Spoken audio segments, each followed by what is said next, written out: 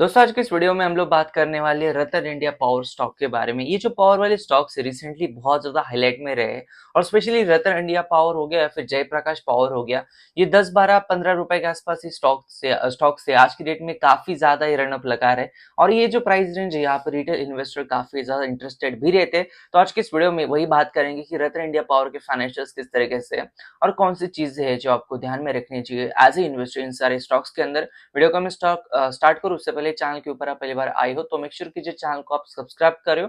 यहाँ पे हम लोग स्टॉक मार्केट के रिलेटेड बहुत सारी चीजों के बारे में बात करते हैं। अब देखो यहाँ पे रिटर्न इंडिया पावर का जो प्राइस रेंज है, ये जो प्राइस रेंज है यहाँ पे रिटेल इन्वेस्टर काफी ज्यादा इंटरेस्टेड रहते हैं और इसको सो कॉल्ड फाइनेंशियल लैंग्वेज में पेनी स्टॉक्स भी बोले जाते हैं। ये पेनी स्टॉक्स हमेशा लोग इस तरीके से बताते हैं कि यहाँ से आप मल्टीबैगर रिटर्न कमा सकते हो, लेकिन आपके पैसे डूबने के चांसेस भी उतने ही ज्यादा होते हैं। अब देखो यहाँ पे इन सब स्टॉक्स में जब जब आप डील करते हो तो दो चीजें आपको ध्यान रखनी है। एक तो ये कि ये स्टॉक इतने नीचे लेवल के ऊपर क्यों है, इसका क्या रीजन है। एक तो मेन रीजन होता है कि कोई ना कोई मैनेजमेंट के अंदर कोई पास परफॉर्मेंस के अंदर कोई प्रॉब्लम आया रहता है, कोई कंप्लायंस का प्रॉब्लम आया रहता है, या फिर कोई रूल ब्रेक किया रहता है जिस वजह से इन्वेस्टर का जो विश्वास है वो स्टॉक के ऊपर से चला गया रहता है। या फिर कोई रीजन होता है about their financials, about the debt of that company. कई बार ऐसे होता है कि कोलेटरल बहुत ज्यादा प्लेज रखा होता है प्रमोटर ने, जिस वजह से स्टॉक की वैल्यूएशंस बहुत कम रहती है। और जैसे मैंने बहुत सारे वीडियोस में कहा भी है कि अगर प्लेज ज्यादा होती है तो अपने कोलेटरल प्राइस से नीचे जब जाता है तो जिनके पास कोलेटरल रखा हुआ है वो सारे स्टॉक को सेल करना शुरू कर देते हैं, जिस वजह से मार्केट में सेलिंग प्रेशर स्टॉक के ऊपर हमेशा रहता है।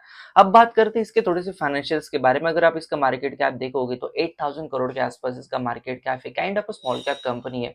अगर हम इसका आरओई देखोगे तो 4.84% का आरओई है और वहीं पे पी रेशियो इसका 38 के आसपास है। अगर आप इसका रेवेन्यूज देखोगे specially year on year basis के ऊपर, तो 2020 में जहाँ पे 2000 करोड़ के आसपास रेवेन्यू था वो 2024 आते थे 3700 करोड़ के आसपास रेवेन्यूज चल रहा है। कहीं ना कहीं स्टेडी ग्रोथ है, ऐसा मान सकते हो। वहीं पे हमें प्रॉफिट की अगर बात करते हैं तो 2020 में 165 करोड़ का प्रॉफिट था। उसके बाद 3 साल तक कंपनी लगातार लॉस कर रही थी और फिर 2024 में अचानक से 8000 करोड़ का प्रॉफिट इसने रिपोर्ट किया।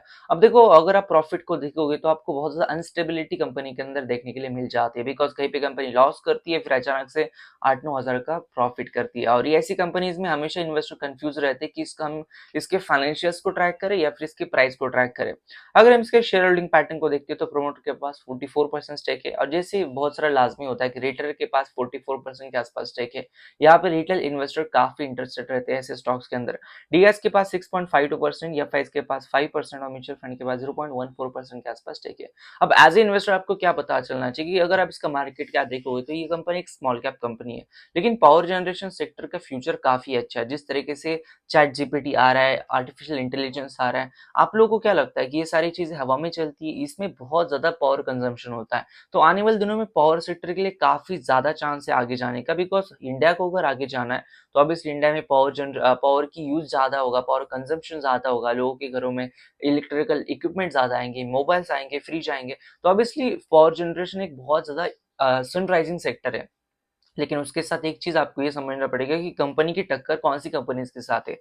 Adani power, Tata power, Reliance power, ऐसे बड़ी बड़ी कंपनीज के साथ इन सारी कंपनीज की टक्कर है। तो मार्केट शेयर इन लोगों को फ्यूचर में कितना मिल पाता है ये भी देखने वाली बात होगी। और मोस्ट ऑफ द टाइम ऐसे होता है कि ये जो बड़े प्लेयर्स है, अदानी हो गया, रिलायंस हो गया, फिर टाटा पावर हो गया, ये कंपनी जो है, ये छोटी जो प्लेयर्स है, जयप्रकाश पावर हो गया, रतन इंडिया पावर हो गया, ऐसे कंपनीज को टेक ओवर कर लेते हैं। फिर बाद में इन कंपनीज का कोई वैल्यूएशन और अनलॉकिंग बाद में हो सकता है, लेकिन तब तक के लिए कोई अदर प्लेयर के ऊपर डिपेंड करेंगे, बिकॉज मार्केट शेयर है जो बड़े प्लेयर्स है अपने हाथों से इतनी इजीली तो नहीं जाने देंगे। और यही रीजन है कि एज ए इन्वेस्टर आपको ये भी चीज पता होनी चाहिए कि ये स्टॉक हो सकता है आने वाले दिनों में कोई कंपनी एक्वायर कर ले और जिस वजह से आपकी वैल्यू बाद में बढ़ जाए, लेकिन तब तक के लिए आपको बहुत सारे डिसीजंस के ऊपर और फाइनेंशियल्स बहुत ज्यादा स्टेबल होने के लिए आपको वेट करना चाहिए।